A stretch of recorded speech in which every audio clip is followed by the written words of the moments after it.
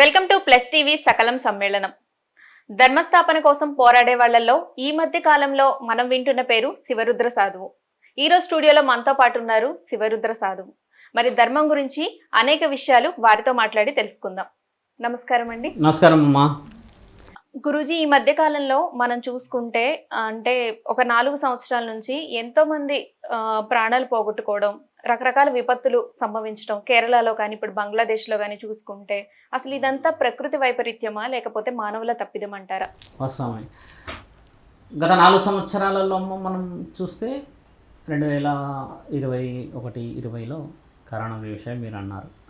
తర్వాత చూసినప్పుడు ఏంటంటమ్మా, మనం ఈ మధ్య కాలంగా చూసిందంటే భూకంపాలు.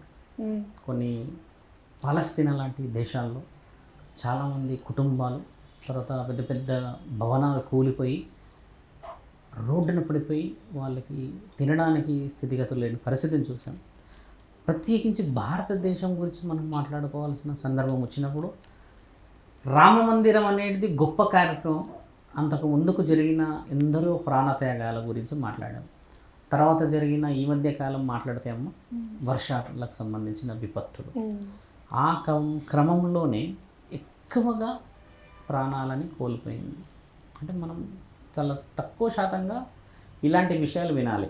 ఎందుకంటే ఒక వ్యక్తి కుటుంబంలో నుంచి కోల్పోయాడు అని అంటే ఆ కుటుంబానికి ఎంతో ఇబ్బంది. కాబట్టి అలాగే వచ్చిన దాంట్లో అమ్మ మీరు చాలా డీప్గా అంటే కొంచెం వివరంగా క్షుణ్ణంగా వెళ్ళి చూస్తే మానవ తప్పిదాలే కనబడుతున్నాయి ఇక్కడ.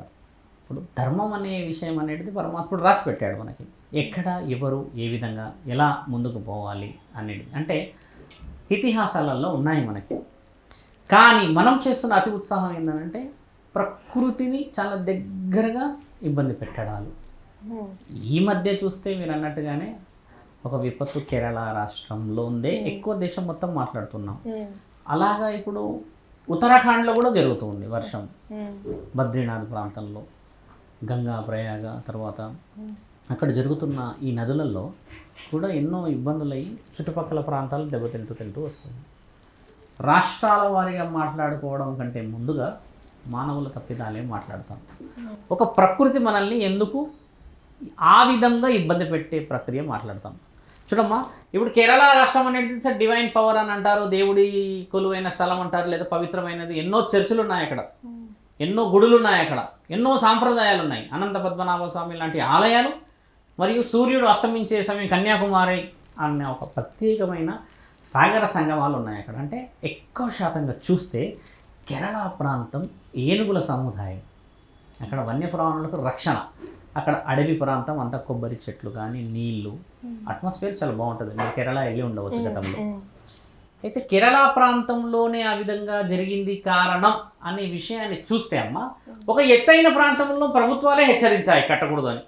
శాస్త్రవేత్తలు హెచ్చరించారు, పురోహితులు హెచ్చరించారు, మానవాతీత శక్తులు హెచ్చరించారు. అంటే ఎవరినో వాళ్ళు ఇబ్బంది పెట్టి ఇక్కడ మనం మాట్లాడుకోవాల్సింది గత 4 సంవత్సరాల నుంచి కాకుండా గత కలియుగంలో జరుగుతున్న మహనీయమైన విపత్తుల గురించి మాట్లాడితే, ఎక్కడైతే కట్టకూడదు, ఎక్కడైతే ఈ విషయ వివరణాన్ని పెట్టకూడదు అని అన్నప్పుడు మానవుడు వినకుండా అతి ఉత్సాహంగా క్షణిక సుఖాల కోసం అలవాటు పడి నిర్ణయించుకున్న నిర్ణయాలే ఈ ప్రకృతి మనకు చూపించిన గుణపాఠం. అయితే మానవులు చేసే తప్పుల వల్లనే ఇలాంటివన్నీ సంభవిస్తున్నాయి అంటారు. ఖచ్చితంగా. అయితే ఇప్పుడు మీరు అన్నట్టుగానే మనం కొంచెం డీప్గా వెళ్ళి చూస్తే ఈ మధ్య జరిగింది కేరళ ప్రాంతంలో వాయనాడ్ అనే ఒక విపత్తును చూస్తే అమ్మ, కొండ ప్రాంతం కదా, కట్టకూడదని అన్నారుగా. ఎందుకంత లగ్జరీయస్గా మనం ఫ్లెక్సిబిలిటీస్ తీసుకొని వెళ్ళాలి? చూడండి, దేవుడి గుడికి సంబంధించిన వివరణ చేయడం చాలా పవిత్రమైనది. అదొక ఎన్విరాన్మెంట్ ఏంటంటే అమ్మ, చాలా పీస్ఫుల్ వెదర్ ఉండి ఆహ్లాదకరంగా కుటుంబాలతో వెళ్ళి లేదా స్నేహితులతో వెళ్ళి అదొక మెమరీ.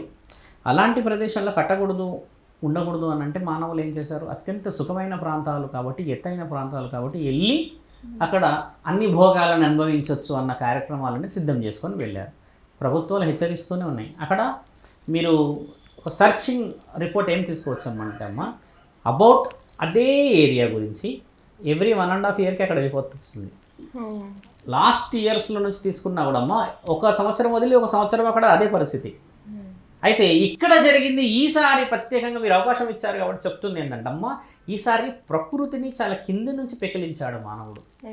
అక్కడ ఉన్న 90% చెట్లు అమ్మ ఆర్టిఫిషియల్ చెట్లు. ఇప్పుడు మనం ఎంక్వైరీ డీప్గా చేస్తే అక్కడ ఉన్న చెట్లన్నీ ఆర్టిఫిషియల్ చెట్లు. ఏదైతే పెద్దగా చెట్టు ఉంటుందమ్మా అది భూమిలో నుంచి పెరిగిన చెట్లు, ఆర్టిఫిషియల్గా పెట్టిన చెట్లు అవన్నీ. అలా పెట్టడం ఒకటైతే అమ్మా, మీరు బాగా గమనించి చూడండి, ఒక చెట్టు పైకి ఎంత బలంగా పెరుగుతుందో అంత బలంగా కిందికి పెరుగుతుంది.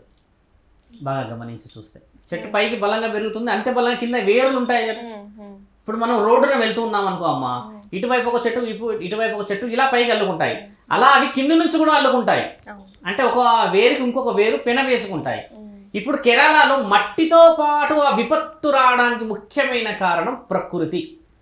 ఈ చెట్లన్నీ నువ్వు తీసేసావు, ప్రకృతి యొక్క ఆ గ్రిప్ ఏదైతే ఉంటుందో దాన్ని జరిపేసేసావు, అంటే కట్ చేసేసినావు నీ యొక్క సొంత సుఖాలకో లేకపోతే ఏదో ఫ్లెక్సిబిలిటీస్ చేసావు కదా. ఒక రాయిని అది ఎలా ఆపాలి మరి, ఒక మట్టిని ఎలా ఆపాలి? ఇప్పుడు ఒక చిన్న వేరు కాదు కదా, కొన్ని లక్షలుగా అవి మలుపులో ఉంటాయి. మనం కూడా చుట్టలేం వాటిని, అంత చుట్టుకొని ఉంటాయి వేర్లు కింద. అలాంటప్పుడు అంతంత పెద్ద పెద్ద రాళ్ళు అంతంత మట్టి కొట్టుకుంటూ వస్తుందంటే అమ్మ కింద గ్రిప్ లేకుండా వస్తున్నది కదా.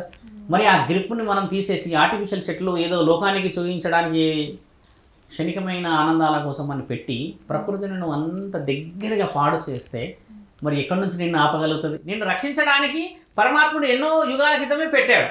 అది కింది నుంచి ఒక పెన వేసుకుంటే నీకే లైవ్ ఎగ్జాంపుల్ కదా. ఇలా చేతి పెట్టుకున్నప్పుడు ఇటువైపు అటువైపు ఫ్లోని ఆపగలుగుతాం కదమ్మా. అలా ఒక మిస్టేక్ జరిగితే, రెండో మిస్టేక్ ఏంటంటే అమ్మా, అక్కడ జంతువులు కానీ మూగజీవులు కానీ వాటిని అట్టహాసంగా బహిరంగంగా పట్టుకొని వాటికి కావలసిన విధంగా ఇబ్బందిని పెట్టి ఒక రూపాయి సంపాదించడానికి పట్టుకొని వాటికి మత్తు ఇచ్చి ఒక దంతాలు కోస్తున్నారు, ఏనుగుల దంతాలు. అవి రాసి ఈ మధ్య న్యూస్లో వచ్చింది కూడా. ఒక ఏనుగమ్మ పుట్టినప్పటి నుంచి 1500 సంవత్సరాలు, 1000 సంవత్సరాలు, 1200 సంవత్సరాలు బతుకుతుంది. దానికి పెద్దగా పెరుగుతూ వస్తూ ఉంటాయి ఆ దంతాలు. ఆ దంతాలు కోస్తున్నప్పుడు అమ్మ దానికి ఎంతటి బాధ అవుతుండొచ్చు. మరి దాని యొక్క అర్థనాదాలు ఎవరైనా నిండవచ్చు. ఇప్పుడు ఏ శరీరం, ఇప్పుడు మనం మాట్లాడుకోవడానికి నోరు ఉంది కాబట్టి నీవు మాట్లాడుతున్నావో, తిడుతున్నావో, కొడుతున్నావో, నవ్వుతున్నావో. అవంశుభం తెలియని ప్రకృతి ఒడిలో అంత దట్టమైన అడవిలో ఉన్న ఆ వన్యప్రాణులు మానవుడి శ్రేయస్సు కోరే అవి అక్కడెక్కడ దూరంగా పెట్టారు ప్రభుత్వాలు కూడా. అలాంటి వాటిని వేటాడి మత్తి ఇచ్చేసి అంత పెద్ద ఏనుగుని పడుకోబెడుతున్నావే నీ చిన్న మెదడుతో తెలివి ఉపయోగించి. దాన్ని పళ్ళు తీసేస్తే ఎన్ని ప్రాణాలు కోల్పోయి ఉండొచ్చు. ఒకసారి నీ పెదవుని గుంజి కోయగలమా? ఉండగలమా మనము? కొన్ని ముక్కు కోయగలమా? ఈ చేతి కోసుకోగలమా? ఒక నొప్పిని భరించగలుగుతాం కదా. ఒక లిమిట్, ఆ డెన్సిల్ దాటితే ఎంత పెయిన్ అవుతుంది. అలా కొన్ని ప్రాణుల్ని మూసేశారు కూడా, అవి కాలం చేసేసాయి కూడా. అంటే వాటి యొక్క శాపాలు ఎక్కడ పోతాయి? దానికి కుటుంబం ఉండదా? ఏనుగైతే మాత్రం దానికి పిల్లలు ఉండరా అమ్మ? ఏనుగైతే మాత్రం దానికి ఒక కుటుంబం, ఒక సముదాయం, ఒక ఫ్రెండ్షిప్ అట్మాస్ఫియర్ ఉండదా? అలా జంతువులన్నింటినీ ఇబ్బంది పెట్టారు. ఈ మధ్యకాలం కూడా చదివి చూసిన తరుణం చూస్తే అమ్మ, పైనాపిల్లో బాంబు పెట్టేసి ఒక ఏనుగు తినిపించిన తరుణం అది. అది లోపలికి వెళ్ళి కొంచెం పేలిన తర్వాత అమ్మ ఆ వేడి తట్టుకోలేక అది పేలినాక కూడా చనిపోలేదమ్మా. అది లోపలికి వెళ్ళాక ఆ యొక్క ఏదైతే ఉంటుందో ఆ పవర్, ఆ మెడిసిన్ పవర్ ఉంటుంది కదా బాంబుకి సంబంధించింది, దానివల్ల ఏమైందంటే అమ్మ నీళ్ళల్లో 3 రోజులు ఉన్నది అది పోయి. ఆ రుజువులు ఉన్నాయి అక్కడ. నీళ్ళల్లోనే ఉండి ఆ తొండంతో నీళ్లు పోస్తూ ఆ స్టమక్ క్లీన్ చేస్తూ ఉన్నా కూడా చేసుకోలేని స్థితి ఏర్పడింది. 3 రోజుల తర్వాత అది నీళ్ళల్లో మునిగిపోయిందమ్మా. నీకు తెలుసా అమ్మ, వాళ్ళు బయటికి లాగింది కూడా ఏనుగులే. వాటిని సెర్చ్ చేసా, ఎక్కడ పోయింది సెర్చ్ చేసి ఈ మగ ఏనుగులు, ఆడ ఏనుగులు పెద్ద పెద్ద ఉన్న వాళ్ళు బయటికి జరిగిన విషయం. అలా వచ్చినప్పుడు అది ఎంత బాధని అనుభవించవచ్చు. ప్రకృతిని మనమే చెడగొట్టుకున్నాం కదమ్మా, మనని ప్రకృతి చెడగొట్టలేదు. అలా జరిగిన దాంట్లో అమ్మ నీ వెళ్ళి శారీరకంగా నువ్వు అక్కడ ఏదైతే ఆలోచన చేస్తున్నావో నీ సుఖాల గురించి, అమ్మాయిల్ని తీసుకెళ్ళావు, లేకపోతే ఇంకేదో మత్తు పదార్థాలు తినడానికో, మద్యాన్ని సేవించడానికో, ఇంకేదో సుఖానికి నువ్వు పెద్ద కొండలని ఆ యొక్క పిల్లరింగ్ పెట్టేసేసి ఆ భూమిలో ఉన్న శక్తిని కోల్పోయేలా చేసి ప్రకృతికి నీవు అడ్డంగా చాలా దగ్గరగా నుంచుంటే ఈసారి ప్రకృతి ఏం చేసింది, ప్రపంచానికి చూపించాలనేసి నిర్ణయం తీసుకుంది. ఈసారి యాపకపోయితే అక్కడ ఇంకేం జరిగేటి వచ్చే సంవత్సరం. కాబట్టి ఏం చేసింది, అక్కడ చనిపోయిన వాళ్ళందరూ కూడా అమ్మ ఒక కారణం చేతే చనిపోయారు. బ్రతికి ఉన్న వాళ్ళందరినీ కూడా పరమాత్ముడు ఒక కారణం చేతానే బతికించాడు. చిన్న పిల్లలు బతికారు. ఒక అమ్మాయి, ఒక ఇద్దరు అక్క చెల్లెలు పడుకున్నారు నిద్రలోనే, పట్టుకుంటే కింద డీప్లో మడ్ ఒక బురదలోని ఉండిపోయారు. అలా వాళ్ళు వచ్చి ఆ మిలిటరీ ఫోర్స్ అంతా తీసినప్పుడు అమ్మ ఈ చెంప ఆ చెంప ఆ అక్క చెల్లెలది ఒక దగ్గరే ఉన్నట్టు ఇలా పట్టుకొని భయంతో ఇలా పట్టుకొని ఉన్నారు వాళ్ళు. ఆ తరుణం ఇంతటి శోభ గురి చేసి ఉండొచ్చు. అభం శుభం తెలియని వాళ్ళు చనిపోయారే. ఒక కొందరు వ్యక్తులు ఒక 25% చేసిన నిర్ణయాలకి 100% మనం అక్కడ ప్రాణాలు కోల్పోయాం. ఇప్పుడు చూడమ్మా, గత వారం నుంచి చూస్తే ఎక్కువగా విరాళాలు ఇస్తూ ఉన్నాం. ప్రాణాలు తేయగలవా? కోట్లు ఇస్తావు నీవు. జ్ఞాపకాన్ని తేయగలవా? చెక్కులు రాసిస్తున్నాం ఇక్కడ 2 కోట్లు 3 కోట్లు. ఒక్క ప్రాణాన్ని తీసుకురాలేమమ్మా. భగవంతుడి యొక్క వ్యూహం ఏంటంటే ఒక్క ప్రాణం పోకూడదు అని ప్రకృతికి ప్రాణం పోసి పెట్టి కింద పైన చెట్టు ఒక ఎత్తు అయితే దాని కింద ఉన్న ఏరుగు కూడా ప్రాణం పోసి మానవులను కాపాడండి, ఒక రాయి వచ్చినా మట్టి వచ్చినా అని చెప్పి తెలివితో పెట్టిన వ్యూహం ఎక్కడ? ఆ వ్యూహాన్ని కూడా నీవు చేతుల ద్వారా కట్ చేసేసి నీ క్షణిక నిర్ణయాలకి బిల్డింగ్లు కట్టి రాజభోగాలను అనుభవించడానికి అమ్మాయిలు తీసుకొని వెళ్ళి నీవు చేస్తున్న ఆ సుఖభోగాలకి విలువ ఎక్కడదమ్మా? అంటే మానవుడు చేసిన తప్పు కాదా ఇది? ప్రకృతి కంపల్సరీగా చేస్తుంది, విపత్తులు తెస్తుంది, వర్షాలు వస్తాయి, అన్ని ప్రాణాలు పోతాయి. కానీ ఆ పోయిన ప్రాణాలకి అర్థనాదాలు ఉండవు, ఏడుపులు ఉండవు. ఉత్తరాఖండ్ ఉందిగా, బద్రీనాథ్ ఉందిగా, ఇలాంటి కొన్ని క్షేత్రాలు ఉన్నాయిగా. అలాంటి క్షేత్రాల్లో ప్రాణం పోయిన వాళ్ళు ఎందుకు వచ్చి న్యూస్లో చెప్పట్లేరు మా ప్రాణం పోయింది ఉత్తరాఖండ్ నుంచి వస్తుంటే అని? అది పవిత్రమైన స్థలం, ప్రాణం పోయినా పర్లేదు. మీరేం చేయొచ్చు అంటే డీప్గా పోయి చూస్తే నీ సుఖం కోసం అమాయకుల ప్రాణాలు తీయకూడదు. 100 మంది దోషులు ఉన్నారు, ఒక నిర్దోషి ఉన్నాడు. ఆ నిర్దోషికే శిక్ష పడకూడదు అనేది వ్యూహం రాసిందిగా రాజనీతిలో, శాస్త్ర గ్రంథాల్లో రాసింది కదా. ఒక అమాయకుడు బలి కాకూడదు. ఇక్కడ బలి అయింది ఎక్కువ శాతంగా చూస్తామా. కోట్లు ఉన్నవాడు ఆనందంగా ఉంటాడే నీకు ఎక్కడ పోయినా. కానీ అభం శుభం తెలియని భార్యాభర్తలు, పిల్లలు, చిన్న చిన్న పిల్లల్ని కోల్పోయిన వాళ్ళు ఏమైపోతారమ్మా? పరమాత్ముడి ఆజ్ఞ కూడా అదే. ఒక్క కుటుంబం నాకు ముఖ్యమైనది. గొప్పవాడా, గరీబీ, చాలా స్థితిలో ఉన్నాడా, తినేవాడా, లేడా కాదు, నాకు ఒక కుటుంబం ముఖ్యమైనది. అక్కడ శాపాన్ని అనుభవించే వాళ్ళు కానీ పాపాన్ని అనుభవించే వాళ్ళు కానీ ఇలా ఉన్న ఈ పరిస్థితిని పరమాత్ముడు అంత చక్కగా రాసి పెట్టాడమ్మా. మీరు ఒక క్షేత్రాన్ని తీసుకుంటే ఒక బుక్స్ ఉంటాయి మనకి, ఇన్ని రాసి ఉన్న పుస్తకాలు చదివి జ్ఞానోదయం తెచ్చుకోకుండా చెప్పిన మాట వినకుండా పోతే ఎలా అమ్మ? 2 నెలల క్రితం అసెంబ్లీలో మన పార్లమెంటరీ ఎలక్షన్లో కూడా కేంద్ర ప్రభుత్వం గట్టిగా అరుస్తూ వచ్చింది. అక్కడ ప్రమాదం ఉంది, ప్రమాదం ఉంది, ప్రమాదం ఉంది అంటే సైంటిఫిక్గా రీసెర్చ్ చేసిన వాళ్ళే చెప్తారు కదా. ఈరోజు అక్కడ ఉన్న ప్రజల్లో పక్కన, ఇప్పుడు ఈరోజు ఇక్కడ చనిపోయిన వ్యక్తి గురించి పక్కన వాళ్ళని అడిగితే ఎక్కువ శాతంగా పారిపోయారు చాలామంది. ఈ విపత్తు వస్తుందని అంటే పారిపోయడం అంటే అక్కడ నుంచి దూరంగా జరిగిపోయారు. ఇప్పుడు అక్కడ ఉన్న వాళ్ళు ఎవరమ్మా? అంటే ఏదో మార్గం లేకనే కదా. మరి దానికి ప్రభుత్వాలు మార్గాలు తీసుకునే అవకాశం ఇచ్చుంటే వీళ్ళు వెళ్ళిపోవచ్చు కదా. కొంతమంది మూర్ఖత్వం ఏంటంటే మేము ఇక్కడే ఉంటాం, పోతే పోతాం, చేస్తే పోతాం. నువ్వు పోతే ఎవరికి నష్టం లేదు. నిన్ను నమ్ముకొని ఉన్న నీ రక్తానికి సమాధానం చెప్పేవాడు కావాలి. నువ్వు ఎన్ని కోట్లు ఇచ్చినా అమ్మా, ఎన్ని లక్షలు ఇచ్చినా నీ రక్తాన్ని తేలేవు. దట్ ఈస్ కాల్డ్ అంటే బ్లడ్ అనేది వాటర్ కంటే థిక్కర్గా ఉంటుంది అనేది దానికే. ఒక బిడ్డని కోల్పోతే ఆ తల్లిదండ్రులకి, ఒక తల్లిదండ్రిని కోల్పోతే ఆ బిడ్డకమ్మ సాక్షాత్తు ప్రాణాన్ని ఇచ్చిన మహానీయుడు, మహాముఖంటి బ్రహ్మాధిపతులు దిగి వచ్చినా కూడా ఆ ప్లేస్ రీప్లేస్ చేయలేరు. రీప్లేస్ చేయలేము. ఇంకా తల్లిదండ్రులు రక్తంతోనే వచ్చింది. వాళ్ళ ఆత్మబంధువులు దేవుళ్ళందరూ. ఏ దేవుడు కూడా మానవులని కనలేదు. బాగా గుర్తుపెట్టుకోండి. రక్తానికి ఉన్న విలువని దేవుళ్ళు వచ్చి తీర్చలేరు. ఓదార్పుకు స్నేహితుడు పక్కనే ఉంటాడు, సమయం అయితే వెళ్ళిపోతాడుగా. అమ్మ నాన్న అయితే నీతో పాటు ఉంటారు కదమ్మా. అది తెలుసుకొని ఇప్పటికైనా జాగ్రత్తలు పడడం చాలా ముఖ్యమైనది. అక్కడ వన్యప్రాణాలని, జీవరాశులని, ప్రకృతిని ఇన్నిటిని ఇబ్బంది పెట్టిన వాళ్ళం ఒక్క వర్షం బిగ్గరగా 4 రోజులు వచ్చే ఆ తరుణాన్ని తట్టుకోలేని శరీరాలు అమ్మాయి. ఇకపైన మారడం చాలా ముఖ్యం కదా. అలా చేయడంలో జరిగిన విపత్తు ఏంటంటే మానవుల యొక్క తప్పు. ప్రకృతిని ఎప్పుడు అనకూడదు. అంటే ఏ విధంగా ఉండాలంటారు? అంటే జాగ్రత్తలు పడాలి. కట్టకూడదు. దేవాలయ ప్రాంతాల్లో లాడ్జులు, దేవాలయాలు కట్టిన ఒక ప్రాంతం చుట్టూరుగా లాడ్జులు, ఆ చుట్టుపక్కన కొంచెం వెళ్తే బార్ కానీ ఇంకా చుట్టూ పోతే ఏదో క్లబ్బులు కానీ అలాంటివి చేయకూడదు. దూరము ప్రాంతము, కొండ ప్రాంతాలు ఉన్నాయి అన్న దగ్గర ఇల్లులు కట్టకూడదు.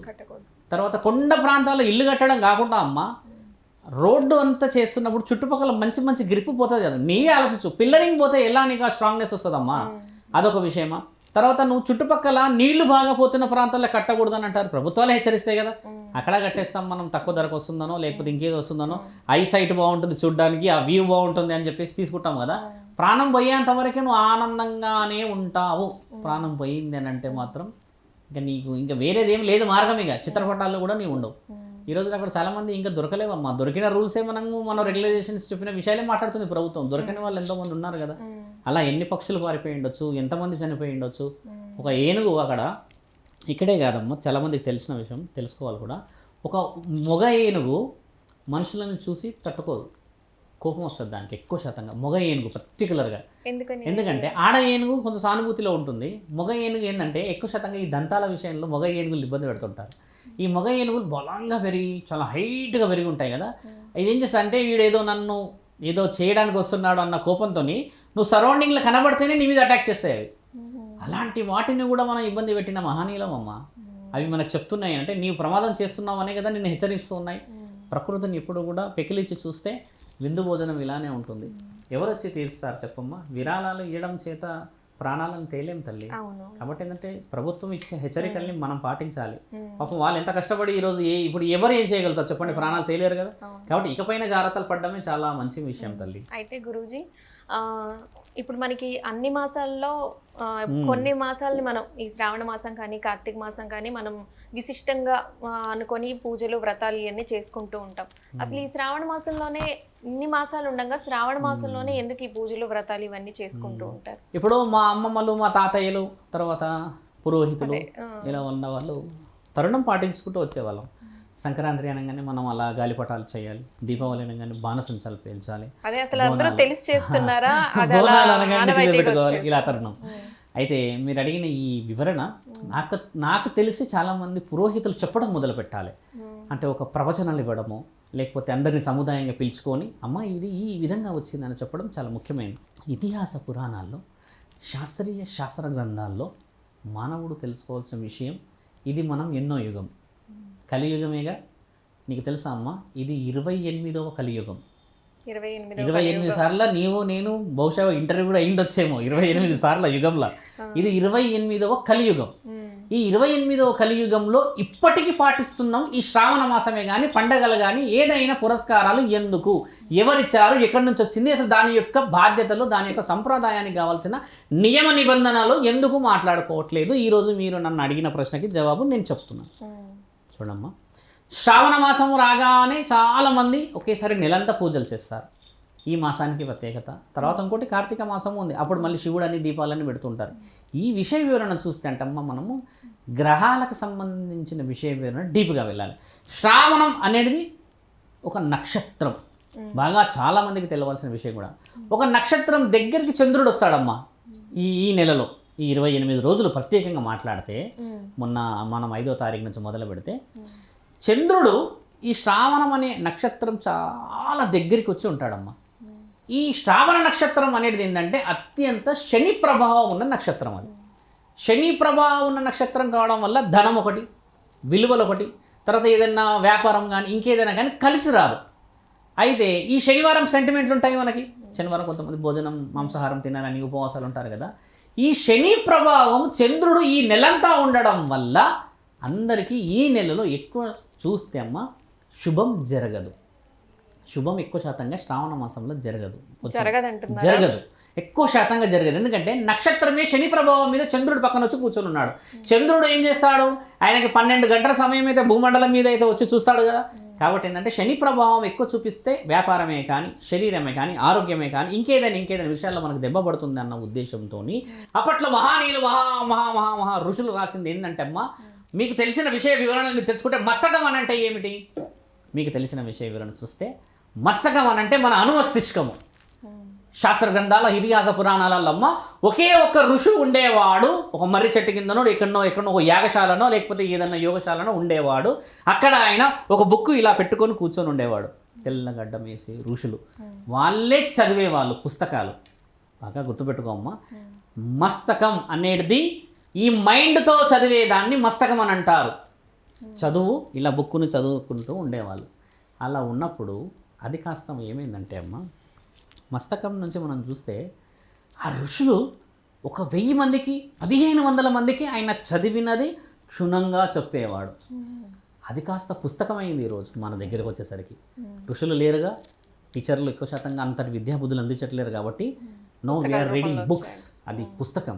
ఆ పుస్తకాలు చదివి మనం మైండ్లోకి తెచ్చుకుంటున్నాం. ఒకప్పుడు మైండ్లో నుంచి అవతల వ్యక్తి మైండ్లోకి వెళ్ళిపోయేది చదువు.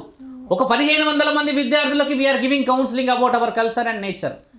No we are taking own decisions into the books. చదువుతూ వస్తున్నాం. ఈ తరుణం ఎలా ఉంది చూడండి. మస్తకం అనేది మైండ్తో చెప్తే అవతల వ్యక్తి తెలివిగా కళ్ళతో విని జ్ఞానాన్ని సంపాదించేదాన్ని ఉపయోగించేవాడు అందరికీ. ఏదైనా ఒకసారి చూసుకుంటామా, కాశీ లాంటి క్షేత్రమో, ఉత్తరాఖండ్ లాంటి క్షేత్రమో, భద్రాచలం లాంటి ఒక క్షేత్రమో, లేకపోతే ఏ క్షేత్రంలో తీసుకున్న ఒక ఋషి ఒక గురువు కూర్చొని చెప్పుతున్నప్పుడు పిల్లలందరూ పలుకుతారు పదం. అలాగే మనం ఈరోజు వందే మాత్రం జనగణ మన స్కూల్లో వెళ్ళినప్పుడు మాట్లాడితే మిగతా వాళ్ళందరూ దాన్ని ఒకే స్లోగన్లో తీసుకొస్తారు. ఇలా వచ్చిన పాఠాలే కదా మన దగ్గరకు వచ్చేది. అంటే ఒకప్పుడు ఏంది, మైండ్ టు మైండ్ ఆ యొక్క గురువు చదివిన ఆ యొక్క విషయం. ఆ గురువుకి ఆ మస్తకం ఎవరిచ్చారు? ఆ గురువుకి గురువులు ఇచ్చిన ఆస్తులు, పరమాత్ముడు ఇచ్చిన ఆజ్ఞలు. ఇప్పుడు పుస్తకం ఉంది, పుస్తకం చదివినా ఈ మస్తకం పని చేయట్లేదు. ఇక్కడ నా మాట వినండి అమ్మా. మస్తకం ద్వారా చదువుతున్నప్పుడేమో అందరికి బాగుండే, ఇప్పుడు పుస్తకం చదివిన మస్తకం వస్తలేదు. అది కాస్త హస్తకం అయ్యింది. హస్తకం అంటే ఏందమ్మా? We are writing, we are searching, we are typing, and now we are searching in Google where to go. గూగుల్లో మనం చేస్తున్నాం. ఈ 3 డిఫరెన్సెస్ ఇప్పుడు తెలుసుకోవాల్సిన తరుణం చెప్తున్నాం. మస్తకం నుంచి పుస్తకం, పుస్తకం నుంచి హస్తకమైన తరుణంలో జ్ఞానాన్ని కోల్పోయాం. చదువుకుంటున్న వాళ్ళని చూసాం కానీ జ్ఞానాన్ని చూపించి మంచి తరుణం చూడాలి. ఇలా ఉన్నప్పుడు ఏమైందంటమ్మా, నువ్వు అన్న ఈ మాసానికి ప్రత్యేకత ఎందుకు వచ్చిందనంటే, అప్పుడు ఋషులు ఏమన్నారంటే, ఈ మాసములో ప్రత్యేకముగా ఈ నక్షత్ర ప్రభావానికి చంద్రుడి దగ్గర ఉండడం వల్ల, మనం పూజలు చేయడం వల్ల, అంటే ఇదే నెలలో ఎంత లెక్క పెట్టినా చూడమ్మా 6 నుంచి 8 పండుగలు ఉంటాయి ఈ నెలలో. మొన్న రీసెంట్గా జరిగింది ఏమిటి పండుగ? నిన్నగాక మొన్న నాగదేవతకు సంబంధించిన నాగుల పంచమి, తర్వాత చవితి, తర్వాత చూస్తే జన్మాష్టమి, శ్రవణ శుక్రవారాలు 4 రోజులు, 4 వారాల తర్వాత జన్మాష్టమి, రాఖీ పౌర్ణమి. ఇన్ని పండుగలు ఉన్నాయి. ఎందుకు ఇన్ని పండుగలు ఉన్నాయనంటే, ఈ పండుగలు ఉండడం వల్ల భగవంతునికి చాలా దగ్గరగా ఉంటాం మనం. కాబట్టి ఆ దరిద్రం అనేది మన మీద పడద్దు. శనిగ్రహానికి సంబంధించిన ఆ నక్షత్ర ప్రభావం ఒక మార్గం. రెండో మార్గం అంటే అమ్మ, లక్ష్మీదేవిని ఈ లక్ష్మీ వారాలు అంటే శుక్రవారం 4 రోజులు ఎందుకు పాటించాలి పూజలనంటే, ఇతిహాస పురాణాల్లో రాసున్న మహామహమైన విష్ణు పురాణంలో రాసున్నది ఏంటంటే, దరిద్రం లక్ష్మీమాతకి ఎప్పుడు పట్టదు. అందుకనే 4 వారాలు పూజిస్తాం ఆమెని. లక్ష్మీమాతకి చిన్న మైక్రో లెవెల్లో కూడా దరిద్రం పట్టదు. ఆమెకి దరిద్రం పడితే మనందరం ఎక్కడ పోవాలి? కాబట్టి విష్ణువు దేవులు దేవాది దేవతలు ఇచ్చిన వరం అమ్మగారికి అది. కాబట్టి 4 వారాలు శుక్రవారం ఈ సౌభాగ్యవతులందరూ కలిసి పండగ చేసుకొని, ఈరోజు మేము వెళ్ళొచ్చాము కదా అమ్మ దగ్గరికి, కొండా సురేఖ దగ్గరికి, అమ్మ మినిస్టర్ దగ్గరికి వెళ్ళాముగా. అక్కడ వరలక్ష్మి వ్రతం గురించి బోర్డు పెట్టున్నారు. ఎంత ఆనందమైంది. ఇంట్లోకి వెళ్తుంటే పువ్వులన్నీ పెట్టారు. వరలక్ష్మి వ్రతానికి స్వాగతం అని రాశారు. అంటే ఆడవాళ్ళందరూ 10 మందిని పిలిచి ముత్తైదులు ఏదైనా వాయినాలు ఇచ్చుకోవడమో, ఏదంటే తీయటి భోజనాలు, కమ్మటి వంటకాలు చేసుకొని చేస్తారు. అంటే అమ్మవారికి ఎంత మంచిగా అనిపిస్తుంది. ఇవి 4 వారాలు పాటిస్తారు. అలాగే సోమవారం శివునికి సంబంధించి పాటిస్తారు. కొంతమంది ఒక పొద్దులు ఉంటారు. ఇలా శనివారం అనేది మీరు ఎందుకు మాంసాహారం తినదు అనేది ఈ నెలలో చూస్తాం. శ్రవణ మాసాలు మేము నాన్ వెజ్ తినమంటారు చాలామంది గమనించండి. ఎందుకు? ఈ శని ప్రభావం ఉన్న వాళ్ళంతా మహనీయుల ఆలోచన ఏంటంటే, ఆ నక్షత్రం ఏదైతే శ్రావణ నక్షత్రం ఉంటుందో శని ప్రభావానికి గురవుతుంది. కాబట్టి వీళ్ళు శనివారం రోజు మానేసిన వాళ్ళంతా ఈ నెలంతా పాటిస్తారు. ఎందుకంటే నక్షత్రమే శనిలో ఉంది కాబట్టి ఈ నెలంతా పాటిస్తాం. ఆ నక్షత్రం వెళ్ళిపోయేంత వరకు చంద్రుడు అప్పటికి దూరం జరుగుతాడు అన్న దానివల్ల మాంసాహారాలు మానేసే తరుణం ఒకటి. ఇంకో తరుణం చూస్తే ఇదే మాసంలో మంచిగా బలిలు, యాటలు, నాటుకోళ్లు కోసిన తరుణాలు ఉన్నాయి. బోనాలు చేస్తున్నారు కదా వేరే వాళ్ళు, ఇప్పుడు వేరే తరుణాలు నడుస్తున్నాయి కదా, వాళ్ళు ఒక తరుణం. ఇంకొక విషయం ఏంటంటే అమ్మా, మన పెద్దవాళ్ళు చెప్పింది ఏంటంటే, ఆషాఢ మాసం ఎక్కువ శాతంగా చూస్తుంటే ఈ తెలంగాణ ప్రాంతంలో మాంసాహారాలు నడుస్తూ ఉంటాయి. ఇవన్నీ అయిపోయి కొద్దిగా పొట్ట అంటే మన కడుపు ఇబ్బంది జరిగి అలా ఎక్కువ శాతంగా డిస్టర్బెన్స్ అవుతుంది. కాబట్టి ఈ నెలంతా ఒక పొద్దు ఉండే కార్యక్రమం ఒకటి పెట్టారు. అంటే ఆరోగ్యం నిలకడగా ఉండడానికి ఈ తరుణం. మళ్ళీ ఇంకొక తరుణాన్ని చాలా దగ్గరగా మాట్లాడుకోవాల్సింది ఏంటంటే అమ్మా, ఈ 7 పండుగలు, ఈ 6 పండుగలు చేసిన వాళ్ళంతా సంవత్సరం అంతా సుఖంగా ఉంటారు. ఎందుకు అంటే ఒకే నెలలో ఇన్ని పండుగలు చేయం కదా. నిన్న చూసాం ఆడవాళ్ళందరూ ముత్తైదులు పువ్వులు పెట్టుకొని, కాళ్ళకి పసుపులు పెట్టేసుకొని, అంతా చేతులు అన్నీ పెట్టుకొని పాలు తీసుకొని వెళ్తున్నారు. ఆ పాలు తీసుకెళ్ళి పుట్టల్లో పోస్తున్నారు. అంటే వాళ్ళు మిగతా సమయంలో పోయాల్సిన అవసరం లేదు. అంటే ప్రత్యేకమైన రోజు ఎవరికైనా దరిద్రం రావాలని ఉండదు కదా. శ్రావణ మాసానికి సంబంధించిందమ్మా పూజ ఈ విధంగా చేయాలని ఎవరు చెప్పలేరు. ఈ నక్షత్రం ఎందుకు ఈ విధంగా ఉందని ఎవరు చెప్పలేరు. ఈ చంద్రుడు ఇక్కడికి ఎందుకు వచ్చాడో చెప్పలేడు. ఈ విధంగా చెప్పడం పోవడం వల్ల మాసాన్నే పాటిస్తున్నాము కానీ సాంప్రదాయాన్ని పాటిస్తలేము. సాంప్రదాయం ఎలా ఉంటుంది? ఇప్పుడు మీరే ఉన్నారు ఆడపిల్ల, రేపటి రోజు మీ అమ్మ మీ నాన్నగారు నీకు ఈ విషయం వివరణ చెప్తే ఎంత ఆనందం అవుతుంది. ఓహో ఈ విధంగా జరిగినదా, ఈ విధంగా పూజ చేసుకుంటున్నామ్మా, ఒక happiest moment. Where we are giving culture, we are just following, we are not setting the trends, we are just following trend. గురుజీ, మనం ప్రత్యేకంగా ఇప్పుడు ఒక మాట్లాడుకుంటే, ఇప్పుడు మనం మాట్లాడుకున్నాం శ్రావణ మాసం ఎప్పటి నుంచో వస్తున్న ఆచారాలు మనం పాటిస్తూ వస్తున్నాం అని అన్నాం. అలాగే ఇప్పుడు మనం మాట్లాడుకునే విషయం ఏంటంటే ఒక స్త్రీ గురించి. ఇప్పటికీ మనం ఇంత అభివృద్ధి చెందినప్పటికీ ఎప్పటివో ఆచారాలు అవన్నీ ఇప్పటికీ పాటిస్తున్న వాటిల్లో స్త్రీ పుష్పవతి అయితే ఒక పక్కన కూర్చోపెట్టి ఒక 5 రోజులు దాన్ని చేసి తర్వాత ఒక వేడుకలాగా అందరికీ తెలియచేసేలాగా చేస్తున్నాం, ఇప్పటికీ పాటిస్తున్నారు అవి. అయితే ఒక సాధువుగా మీరు దీని విషయం ఏం చెప్తారు? చాలా బలమైన ప్రశ్న. అంటే మీరు శ్రీ అన్నారు కాబట్టి, ఒక స్త్రీ ఏంటంటే అమ్మ మనం చూస్తే సృష్టి ఆరంభం నుంచి స్త్రీకి ప్రత్యేకతనే ఉంది ఇక్కడ.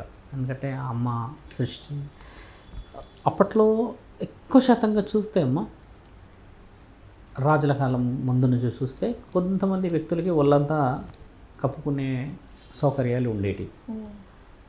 ఒక స్త్రీ పుష్పవతి కానీ పెద్ద మనిషి అని ఈ రజస్వల అనే కార్యక్రమాలు కొన్ని ప్రాంతాల్లోనే ఆ మాటకి విలువ ఎలా వచ్చిందంటే అమ్మ, ఒక స్త్రీ 12 కానీ 13 సంవత్సరాలలో భగవంతుడి ద్వారా మరోసారి తలరాత రాపించుకుంటుంది. తలరాత బాగా గుర్తుపెట్టుకోవాల్సిన అవసరం. ఆ వేడుక ఎందుకు జరుగుతుంది స్వామి అని అన్నారు కాబట్టి, ఒక స్త్రీని పరమాత్ముడు ఇచ్చిన ఆజ్ఞలో ఏం రాస్తాడు అని అంటే, ఈవిడ గారు సౌభాగ్యవతి అయ్యి ఒక వంశాన్ని మోస్తుందా, వంశోద్ధారకులను పుట్టిస్తుందా, ఈవిడ ఒక వంశాన్ని మోస్తుందా. ఈవిడ వంశాన్ని మొయ్యాలి అని అంటే, ఒక వంశాభివృద్ధిని చేయాలి అని అంటే, ఒక వంశోద్ధారకులను తేవాలి అని అంటే ఇన్ని అర్హతలు పరమాత్ముడు ఈవిడ యొక్క జన్మ కారణ జన్మన, ఈవిడ గారి యొక్క జన్మ వివరణ ఉన్న జన్మన, లేకపోతే ఏదైనా శాపమా, ఇలా అన్న వివరణ. మనం ఇందులో కొంచెం మైక్రో లెవెల్లో పోతే ఇది హాస్యంగా కొంతమంది తీసుకోవచ్చు కూడా. ఫుడ్ బాగా పెడతామా? ఆ రోజుల్లో కొబ్బరికాయలతో పాటు బెల్లం కుడకలు పెట్టి కొంతమంది పిండి వంటలు, నానమ్మలు, మేనత్తలు, మేనమామలు వీళ్ళందరూ వస్తారు. సందర్భం బాగా పెట్టినప్పుడు ఏమంటారంటే, సుమంగలిగా ఉండాలి, సౌభాగ్యవతిలాగా ఉండాలి, ఆరోగ్యాలతో ఉండాలి అని కొద్దిగా పసుపు ఇలా రాసి కొంచెం బొట్టు పెట్టి గంధం పెట్టి ఇంకేదైనా కార్యక్రమాలు చేసి వాళ్ళు ఆశీర్వదించేది ఏంటంటే, సౌభాగ్యవతిలాగా ఉండు. నలుగురు పిల్లలకు ఉదాహరణకి ఎవరైనా కన్నారే అనుకోండి, వాళ్ళ ద్వారా మొదట బొట్టు పెట్టిస్తారు. ఆ అమ్మలాగా కడుపు నిండా పిల్లల్ని కను, ఇల్లు కాపాడుకో అని ఆశీర్వాదం. ఇవన్నీ రావడానికి గల ముఖ్యమైన కారణం ఏంటంటే, అప్పట్లో మన యొక్క ముత్తాతల జనరేషన్స్ స్టార్ట్ అవుతున్నప్పుడు కూడా వీళ్ళందరికీ తెలిసిన విషయాలు, వాళ్ళకి వాళ్ళ పెద్ద మనుషులు చెప్పిన విషయాలు ఇప్పుడు మనం మాట్లాడుకుంటున్నాం. వాళ్ళు చెప్పేవాళ్ళు, ఒక బిడ్డ ఇలా ఉండాలి ఎదిగిన తర్వాత, ఒక బిడ్డ ఈ విధంగా సమాజానికి వెళ్ళాలి. అప్పట్లో ఇంత చదువులు లేవు కదమ్మా.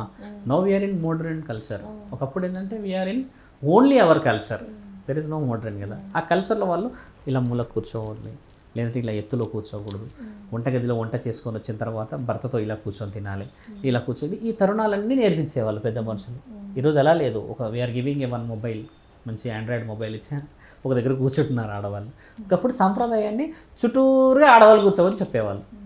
ఆ అమ్మాయికి ఎందుకు ఆ విలువ వచ్చిందంటే అమ్మ, 12 సంవత్సరాల రజస్వల అయిన అమ్మాయికి కరెక్ట్గా 11వ రోజు మంగళ స్నానాలు జరుగుతాయి. పరమాత్ముడి ఆజ్ఞ ప్రకారంగా పుణ్యమైన స్నానాలు. 12వ రోజు 13వ రోజుకి ఊరంతా వేడుక అయినప్పుడు, ఈ వేడుకకి ముఖ్యమైన ప్రత్యేకత ఎందుకు మన సాంప్రదాయంలో ఉందంటే అమ్మ, అప్పట్లో అమ్మాయిలని అబ్బాయిలకి పరిచయం చేసేవాళ్ళు పెళ్ళి కోసం. అప్పట్లో ఇంత అడ్వాన్స్ లేదుగా. ఈ ఊరి ఇటు ఉంటే అమ్మ ఒక 10-12 కిలోమీటర్లకు ఇంకో ఊరు ఉండేది. ఈ ఊర్లో ఒక సందర్భం రావడానికి పెద్ద మనుషులందరూ వెళ్ళేసి చెప్పేసి వస్తే చూసుకోవడానికి ఒక తరుణం ఉండేది. ప్రతి తండ్రికి కానీ తల్లికి కానీ బాధ్యత ఉండేది. అలా వచ్చినప్పుడు ఓహో పలానా ఇంట్లో పలానా ఒక అమ్మాయి ఒక వంశానికి సిద్ధంగా ఉన్నది, ఏదైనా మాటలు ఏదైనా మర్యాదలు చేసేవాళ్ళు ఉంటే చేయాలన్న ఒక తరుణం ఉంటే అమ్మ, ఇంకో తరుణం ఏంటంటే అప్పట్లో ఈ కూర్చునే తరుణం మీరు అంటున్న ఆ పెద్ద మనిషి అనే కార్యక్రమం కాగానే కరెక్ట్గా 13వ రోజు కానీ 14వ రోజు కానీ 15వ రోజు అంటే 21 రోజుల లోపల పెళ్ళి అయిపోయేది. అక్కడ పెళ్ళి కూడా జరిగేది. కొంతమంది వచ్చి పెళ్ళి కూడా చేసుకునేవారు. అలాంటి తరుణాలు మన దగ్గర ఉన్నాయమ్మా. ఇప్పుడు మనం యూట్యూబ్లో కూర్చొని మాట్లాడుకుంటే కొంతమంది కామెంట్ ఏం పెడతారు అంటే, అలా జరగలేదు ఇలా జరగలేదు అంటారు. కానీ ఓ వీరేశలింగం పంతులు గారి మరి బాల్య వివాహాల గురించి గొడవడిన పుస్తకాలు చదవలేదా? ఓ బారిస్టార్ పార్వతీశం గారు చేసిన ప్రయాణంలో జరిగిన ఎదురు ఆయన ఏమి అని చెప్పలేడా? తెలుగు పాఠాల్లో రాసున్నాయి కదా, 6వ క్లాసులో 7వ క్లాసులో రాసున్నాయి, ఇవన్నీ రుజువులే కదా. ఇప్పుడు కొంతమంది గొడవ కూడా పడ్డారు, బాల్య వివాహాలు చేయకూడదు, అమ్మాయి భర్త చనిపోగానే అదే చితిలో కాలకూడదు అని రాసున్నాయి మన దగ్గర.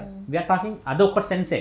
అలా జరుగుతున్న తరుణంలో ఏం జరిగేదంటే అమ్మ, మీరన్న ఆ ప్రత్యేకత ఎందుకు వచ్చింది వాళ్ళకి అంటే, తల్లిదండ్రులు పెళ్లి చేసే ఆ కార్యక్రమాన్ని అంగరంగ వైభవంగా అప్పచెప్పేవాళ్ళు. ఇప్పుడు ఏజ్ మారింది, రిస్ట్రిక్షన్స్ మారింది కాబట్టి 18 నుంచో 20కి వచ్చేసరికి ఆ యొక్క 13, 14 వచ్చినప్పుడు తల్లిదండ్రులకి ఏంటంటే, నేను ఇందాక ఒక మాట చెప్పాను, సాంప్రదాయాలు ఖచ్చితంగా ఏదో విధంగా మన దగ్గర వస్తుంటాయి అన్నా కదమ్మా, ఆ తరుణమే ఇక్కడ పాటిస్తున్నారు. అంతేకాని పెళ్ళిళ్ళ గురించి పాటిస్తలేరు ఇక్కడ. ఏ తండ్రికి ఏ తల్లికి ఉండదు చెప్పండి, బిడ్డని ఒక కార్యక్రమంలో తీసుకొని వచ్చి హడావిడిగా 10 మందికి పరిచయం చేస్తున్నప్పుడు తల్లిదండ్రులు ఒకటే బాధ ఏముంటుంది తెలుసా అమ్మ, అక్కడ ఫంక్షన్ అయితే అందరూ ఆనందంగా ఉంటే వీళ్ళిద్దరి గుండె హెవీగా కొట్టుకుంటుంది. ఏంటంటే బిడ్డ తరుణం పెద్దగా అయిపోయింది, ఒక ఇల్లు లేకపోయింది, అప్పులేమి ఎక్కువైపోయాయి, బ్యాలెన్స్ ఏమీ లేకపోయింది, ఇప్పుడు ఈ ఫంక్షన్ కూడా ఇంతో చేసి తీసుకొని వచ్చాం, సడన్గా రేపటి రోజు మంచి కార్యక్రమాలు అవ్వాలి అంటే పెళ్లి కావాలి, పైకి బరువు పడిపోయిందని వీళ్ళ కంగారు అదే ఉంటుంది. నువ్వు ఏది పెట్టినా సరే వాళ్ళ కంగారు అయితే మనం తీర్చలేం కదమ్మా. ఈ భయంతో కూడా వాళ్ళు పండగ చేస్తారు, బిడ్డల ఆనందం కోసమే. ఇప్పుడు చేస్తుంది బిడ్డ ఆనందం కోసమే ఈ కార్యక్రమాలు. ఒకప్పుడు పెళ్లిళ్ళ గురించి చేసేవాళ్ళు, అప్పట్లో ఉన్న మనుషులు చాలా తక్కువ మంది కాబట్టి అమ్మ ఆ తరుణాలు వేరు. ఇప్పుడు ఇది ఒక రకమైన ఫంక్షన్ లాగా ఓని అంటారు, శారీ ఫంక్షన్ అంటారు, పార్టీ కల్చర్ లాగా అయిపోయింది. ఫంక్షన్ కూడా అంటే ఏం ఫంక్షన్, అన్ని ఫంక్షన్స్ అయిపోయి ఇది కూడా ఒక ఫంక్షన్ లాగా అయిపోయింది. ఓడి నింపుతారు, వడి నింపుతారు. ఈ పండుగల్లో స్పెషల్ గా పెళ్లిల్లో ఈ వడి నింపడం ఉంటుందా? వడి నింపడం అంటే ఏంటి? వడి నింపడం అనే కార్యక్రమానికి మనం చాలా బలమైన, మీరు శ్రీమూర్తి కాబట్టి ఖచ్చితంగా తెలుసుకోవాలి.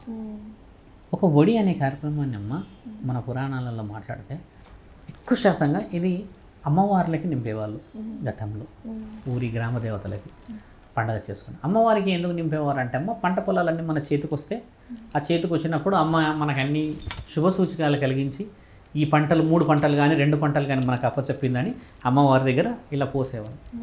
అమ్మ ఒడి పెట్టి కొంతమంది కట్టడం. అప్పట్లో బలీలు కూడా ఇచ్చేవాళ్ళమ్మ. బలీలలో చూడండి దున్నపోతులు ఇచ్చిన తరుణాలు ఉన్నాయి, మేకపోతులు ఇస్తారు, కోళ్ళు ఇస్తారు, ఎవరికి కావాల్సిన చేసేవాళ్ళు, చేసి అంగరంగ వైభవంగా చేసుకునేవాళ్ళు.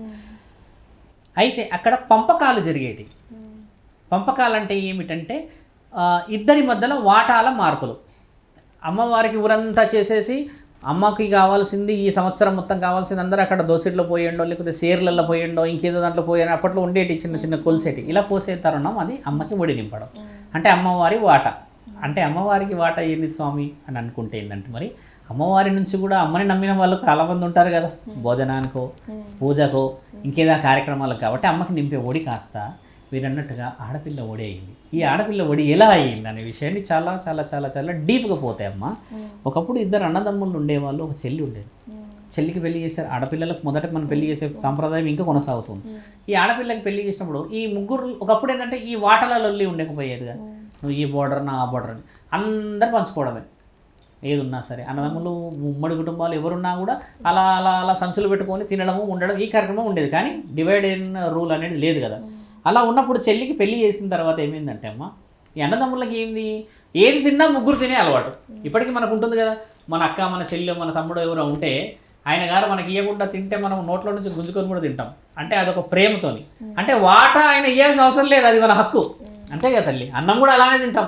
అమ్మగారు ఇప్పుడు మీ అమ్మే మా అమ్మే అన్నం పెడుతున్నది, ఒక ముద్ద వాడికి ఎక్కబెట్టిందంటే ఎంత కోపం వచ్చేస్తుంది. ఆ వాట పరమాత్ముడు ఇచ్చిన రక్త సంబంధమైన వాట అది. అలా అన్నదమ్ములు ఏం చేసేవారు, పొలాన్ని డివైడ్ చేసి తర్వాత ఆ పొలాన్ని కోతల కాలం వచ్చినప్పుడు తీసేసి వరిని అన్ని తీసి జల్లెడలన్నీ పట్టి శుభ్రం చేస్తున్న తరుణంలో వీళ్ళకి అక్కడ ఇద్దరే తీసుకోవడం నచ్చలేకపోయేది.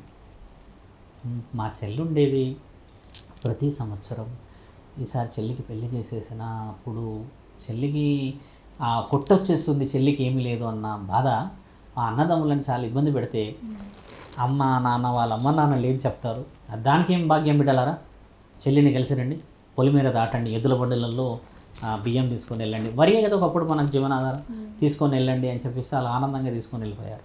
తీసుకొని వెళ్ళిపోయి అమ్మకి ఇస్తారు అక్కడ చెల్లికి. అదే అన్నలు వచ్చారు, 7 ఎద్దుల బండులు వేసుకొని 5 ఎద్దుల బండులలో నీ వాటా ఏదో తీసుకొని వచ్చారు బియ్యం, అని చెప్పేస్తే వాళ్ళు మొదటి సంవత్సరం బాగానే స్వీకరిస్తారు.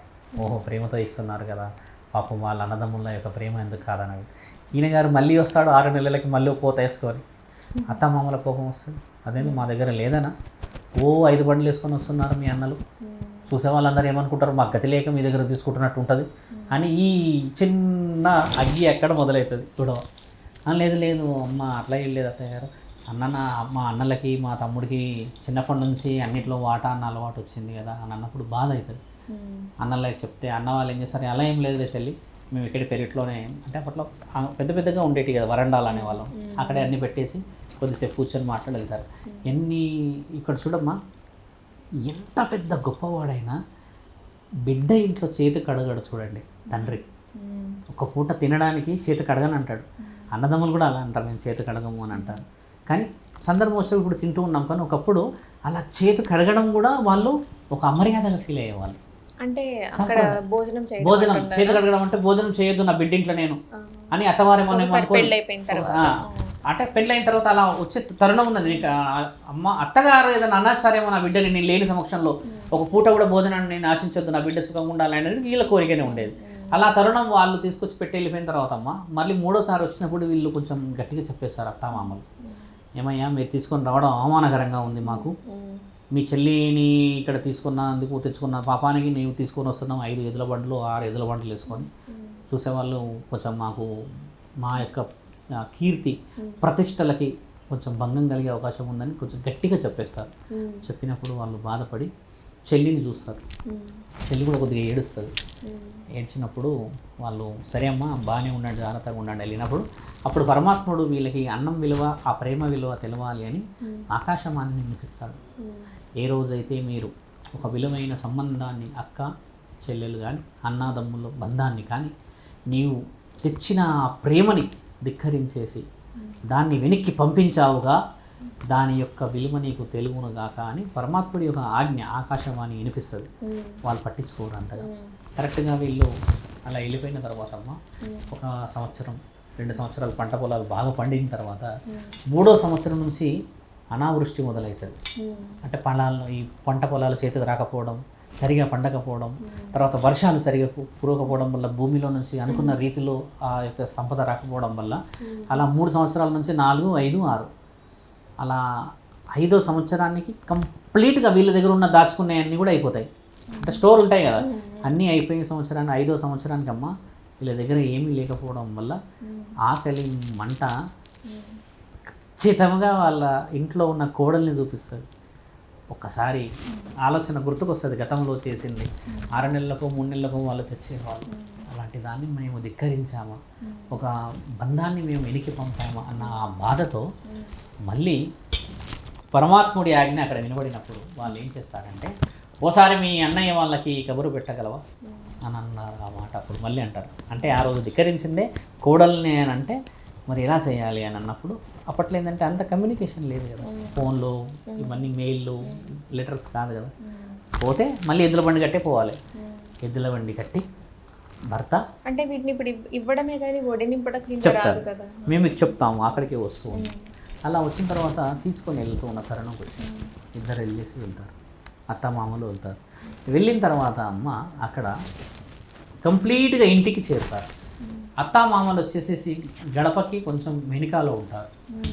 ఈ చెల్లి అంటే ఈ కోడలమ్మ ఇంటి హక్కే కాబట్టి ఇంటి దగ్గర ఇంట్లోపటికి వస్తుంది. వచ్చిన తర్వాత అన్నయ్య, గత 5 సంవత్సరాల నుంచి జరుగుతున్న విపత్తులో మేము చాలా కోల్పోయాము, ఆస్తులు అంతస్తులే కానీ ముఖ్యంగా భోజన కార్యక్రమాలను పంట పొలాల చేతుకు రాలేని సమక్షం ఏర్పడింది అని చెప్పి ఇలా ఒడి నింపుతుంది.